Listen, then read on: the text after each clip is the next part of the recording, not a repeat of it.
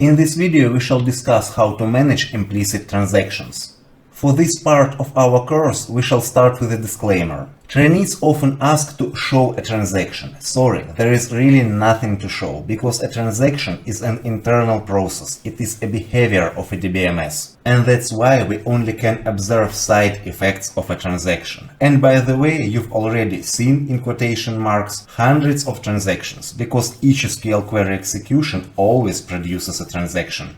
But let's proceed with tasks, and in the first task we have to explore DBMS behavior while modifying data with implicit transactions auto-commit disabled and enabled.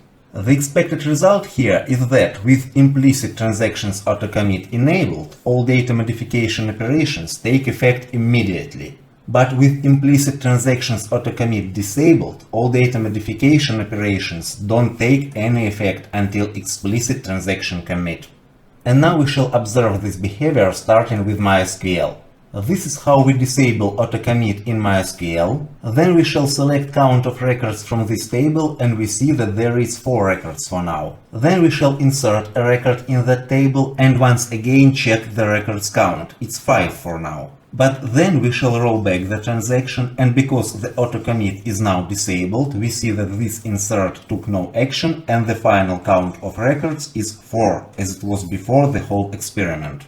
And now we shall repeat those actions with auto-commit enabled. Here it is. First we are selecting the records count and we see that it's 4. Then we are inserting a record. Then we are selecting the records count again and we see it's 5.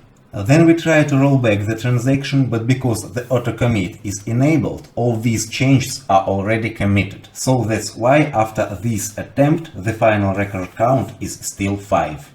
For Microsoft SQL Server the general idea is the same, but there is one significant difference. Please pay attention that this value is not a mistake. To disable auto-commit in Microsoft SQL you have to turn implicit transactions on. And then we are repeating the same operations. We are counting the records in this table and it's 4 for now. We are inserting a record, then we are counting the records again and it's 5. Then we are rolling the transaction back and counting the records again. Because the auto-commit is disabled, this operation took no effect and the final record count is 4. And now we shall repeat all those actions once again with auto-commit enabled. We are counting the records, 4 for now, we are inserting a record, we are counting the records again, 5 for now. Then we are trying to roll back this transaction, and we shall get the error message saying that there are no active transactions to roll back, because the auto-commit is enabled and that transaction, that operation was already committed. So that's why here, after that unsuccessful attempt, we still get that 5, so that insert was successfully performed. Before we begin the experiment for Oracle, we have to emphasize that this DBMS has no implicit transactions at all. All transactions in Oracle are explicit ones. So this command will not change any DBMS setting. This may only work in some client software like Oracle SQL Developer. But nevertheless, if you for instance use Oracle SQL Developer, you may perform this experiment. Once again we are counting records and we getting 4 here, we are inserting a record, we are counting the records again and we are getting 5 here, and then we are trying to roll back the transaction. Because Oracle SQL Developer follows this command, this operation was not yet committed, so this rollback will work. And that's why this insert took no effect and the final record count is 4. But if we enable auto-commit, once again just for Oracle SQL Developer, not for DBMS itself, we shall get the following behavior. Once again we are counting records and we are getting 4, we are inserting a record, we are counting records again and we are getting 5. Then we are trying to roll back a transaction, but due to this setting, this operation is already committed. And that's why this final count returns 5. In the second task, we have to create a stored procedure that performs the following actions. It detects if implicit transactions auto-commit is enabled, it disables implicit transactions auto-commit if told via parameter value, it inserts n passed as a parameter records into subscribers table, it restores the initial implicit transactions auto-commit mode if it was changed, and it returns total time spent for n records insertion. The expected result for this task is that obviously the stored procedure should perform all these actions, and it also should print debug messages on each action and should return total amount of time spent on records insertion. Let's start with MySQL and review the stored procedure code. Here we have two input parameters and one output parameter. The input parameters are telling us how many records to insert and either to use autocommit or not. Inside the procedure body, first we have to detect the current DBMS setting for implicit transactions autocommit. Then we are printing the debug messages for current DBMS settings and for desired DBMS setting. If these two settings are not the same, we are switching the current DBMS behavior to the desired one and printing all the debug messages. Then we have to detect the operation start time and insert as many records as told by this parameter. Obviously, after operation completion, we have to detect the operation finish time. If at the present moment we are working with autocommit disabled, we have to commit the transaction manually.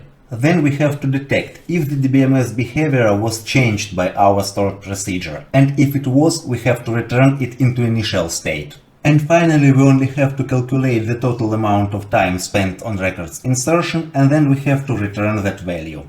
To test this procedure in MySQL, we have to execute such a code. Here we are calling our stored procedure, telling to insert records with autocommit enabled. And here we are also calling our procedure, telling to insert records with autocommit disabled. And this variable is the output parameter, and it stores the amount of time spent on records insertion. With Microsoft SQL Server, the general idea is the same. Our stored procedure has the same input and output parameters. Here we have to declare some variables, but this part is interesting. Unlike in MySQL, in Microsoft SQL Server there is no easy way to detect if autocommit is enabled or disabled. But we may use these parameters and their combinations to finally detect that information. And starting from this point, we are following the MySQL approach. We are printing the initial DBMS setting, and that setting the DBMS should be switched to. If those settings are not the same, we are switching the DBMS to the desired state.